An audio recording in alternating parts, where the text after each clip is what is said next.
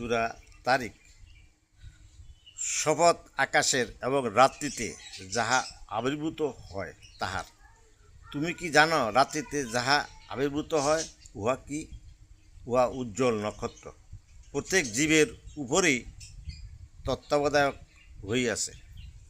নিশ্চয়ই তিনি তাহার প্রত্যয়নে ক্ষমতাবান।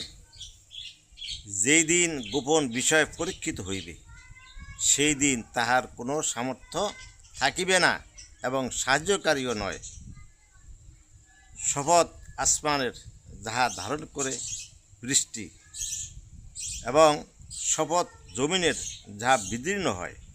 নিশ্চয় আল কোরআন মীমাংসাকারী বাণী এবং উহা নিরর্থক নহে।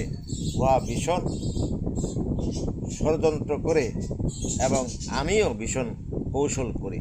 অতএব কাফিরদেরকে অবকাশ দাও, উহাদের অবকাশ দাও কিছু কালের জন্য।